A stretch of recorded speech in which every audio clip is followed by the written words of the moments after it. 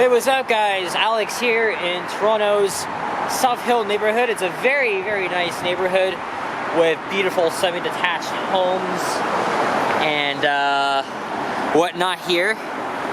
Even some Victorian era style homes that just passed along McPherson Avenue. Yes, I just filmed a walking video on this street. Walked from DuPont and Spadina. And this here is Avenue Road. It's a cloudy day here today. Saturday, November 4th, 2023. 10 degrees Celsius. And it is 3:17 p.m. Not too chilly out. I mean, I am wearing my spring jacket, as you guys saw. Oh, look at that, guys. There's the blue sky, so maybe the skies will clear up after all. Hopefully.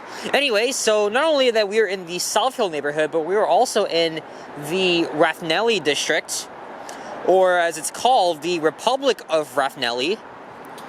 And Block TO described it as one of Toronto's quirkiest neighborhoods, and I have to agree with that because I just walked along here. There's some very, very nice laneways, and not to mention I already did mention it, but you got the beautiful homes, old and new, or restored. And yeah, I just thought let's just make a little walking video exploring this pretty quiet neighborhood. With, again, its interesting lanes, its nice homes and picturesque lawns.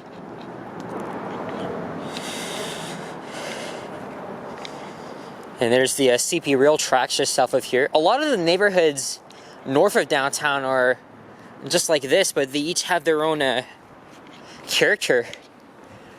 But for the most part, a lot of these homes here are half original, but to me, they look like they were built in the Victorian era.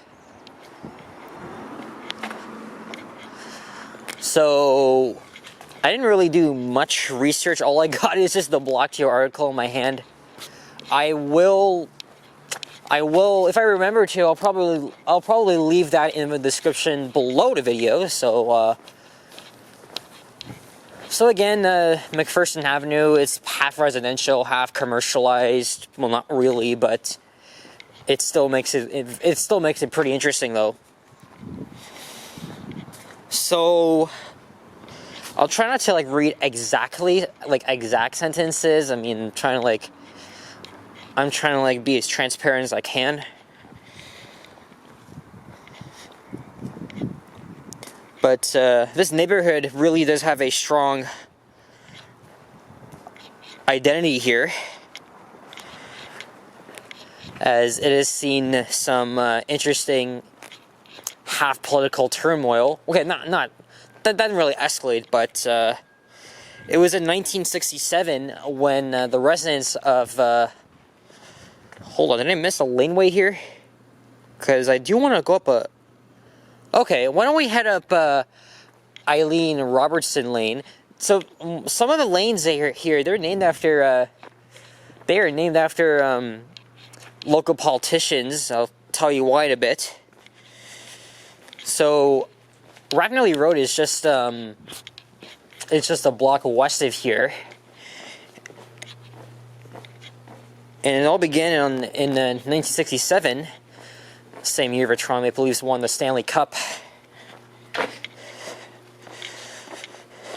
They took to the streets for Canada's centennial and declared themselves as an independent republic, which is why on the street signs it's literally called the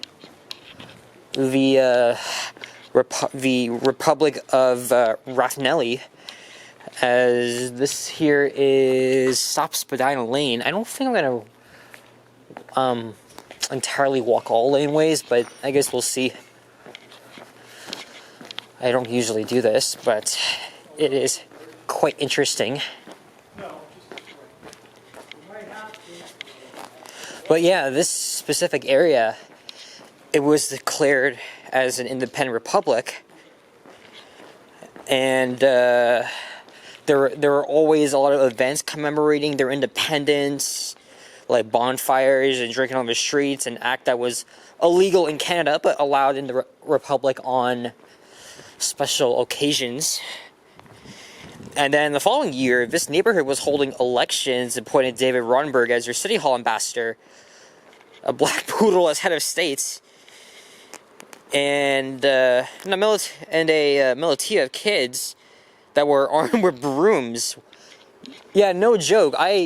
This neighborhood was like, to me, like, I feel like that this part of town was like separate from the whole city, which is why it's called a republic.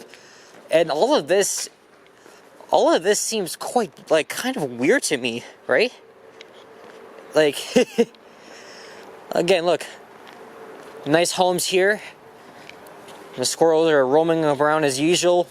But continuing on, as this laneway continues,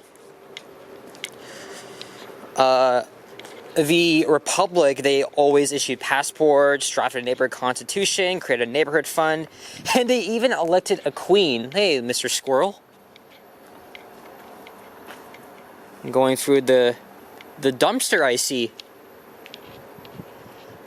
Okay, let me just take a quick moment here. Grab a thumbnail. And there's just another squirrel. But yeah, as I mentioned, they elected a queen of this neighborhood named Eileen Robertson. Again, that was one of the laneways we just walked on.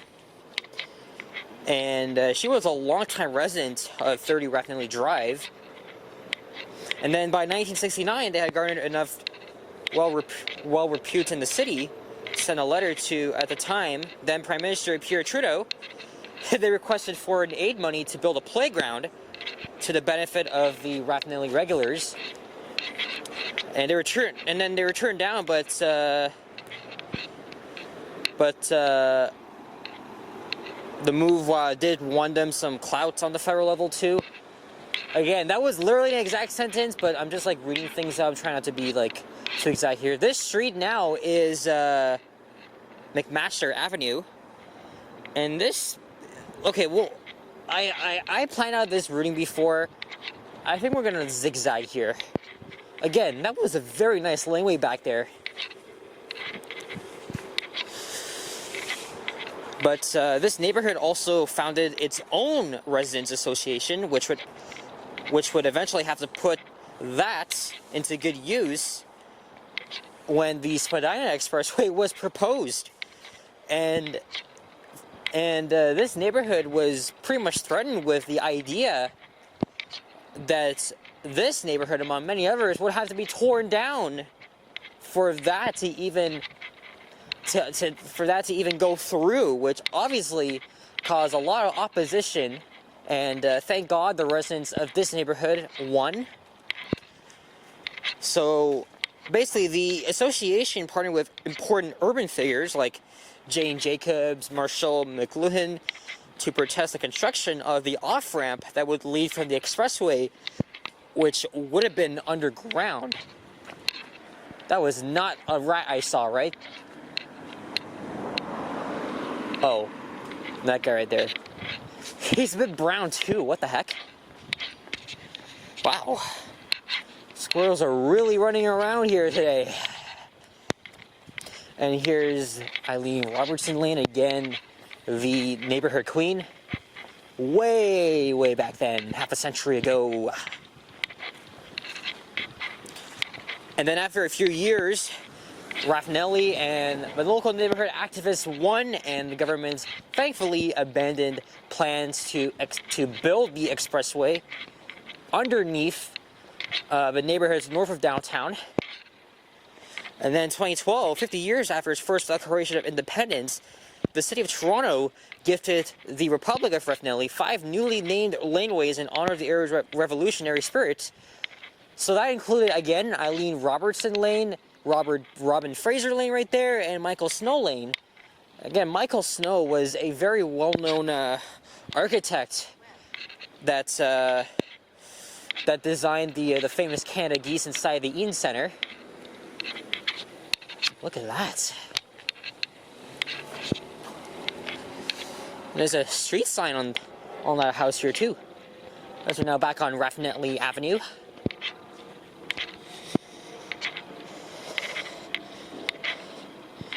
But again, the laneways were named after politicians that were involved in the opposition of the Spadina Expressway plan. Again, Robin Fraser, Michael Snow, Eileen Robertson, Stop Spadina. Actually, no, Stop Spadina was just a name given for the back part.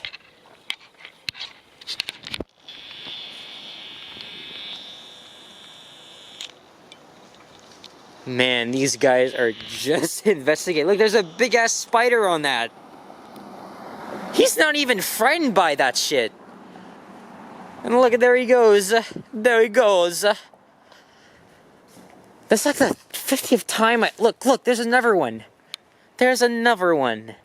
Of course, when you're in a neighborhood lined with nice trees, you're gonna see like millions of them. Not surprising, you won't find any gray squirrels here because this is Toronto. We are the land of black squirrels. That just makes it very unique because Ontario has the most population of black squirrels in the whole world. I'm very lucky though because the gray ones are quite boring. So now we're gonna head here along Cottingham Street and head back east. Once again, crossing Robin Fraser Lane. But yeah, that was pretty much the story of how Rathnelly achieved independence and how it's still relevant today. Even with the very nice nice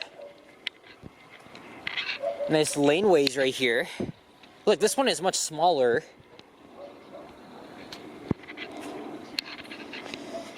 It's quite appealing.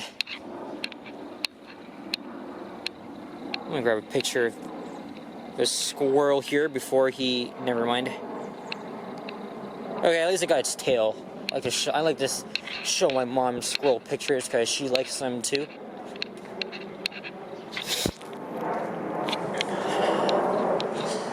But that's pretty much one thing I didn't really know too much about this neighborhood until now.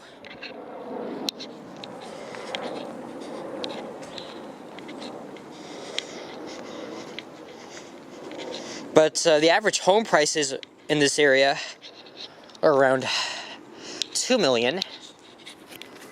You know, I'm surprised Johnny Strides hasn't done a video in this neighborhood yet. I'm pretty sure he has on the local streets, but not really around this neighborhood itself. Maybe I'll have to suggest that to him because this is quite nice. This is indeed a squirrel-filled neighborhood, as you can clearly see.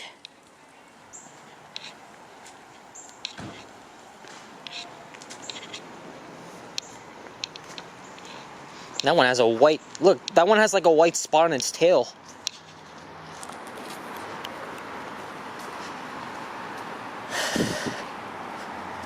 You can take down your Halloween decorations now and replace them with Christmas decorations.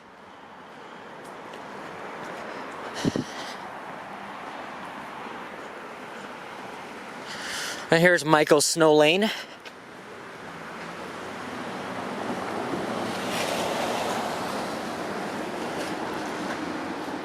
I was gonna walk down there, but let's just go back to Avenue Road. Because I don't want to like overlap streets that I just walked on. I bet you if a specific area gets like hundreds of squirrel visits. It's good to see them around. And finally, we get more blue sky because when I did my previous walking video, it was just cloudy. I guess I was wrong about it staying cloudy all day.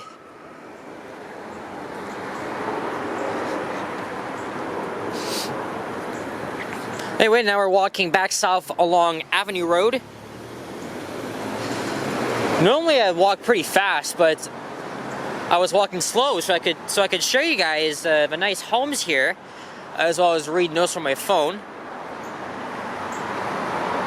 So Yeah, again, I'll leave the link to the Block TO article in the description below. Now, if I'm gonna start heading downtown, I mean, we're just literally down the street from there. Question is how, though? Because I want to go back to the Eaton Center. Maybe what I'll have to do is I'll probably have to walk down a bit to the farmer's spot where I can catch the 19 bay bus.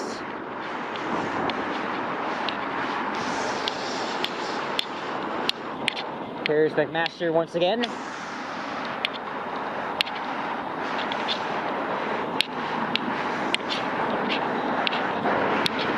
It might be a block or two away.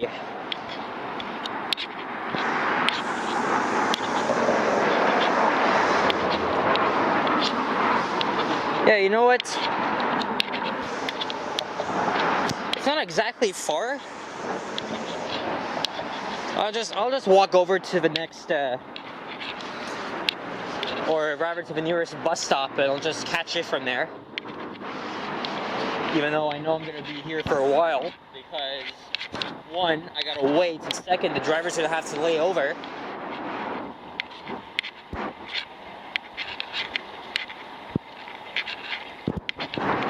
So anyway, I'm gonna continue walking down to DuPont Street, and then I'll head west for 1 block, and the stop will be right there. Or if I wanted to, I could even take the 26 down to St. George Station, but then I'll have to like transfer like twice. I mean, why do that way? I could just take 1 bus route down to the Eaton Center. So I guess I'll do that. Anyway, we're back to where we started, so we'll end it off here as I'm walking away. So guys, thank you very much for watching this informative video, and if you did, please leave a like, comment, and subscribe if you haven't already. As always, stay tuned for more videos. Check out my others as well, and stay safe, stay warm. I guess happy early holidays, as it's gonna come up pretty fast. There's our first gray one of the day.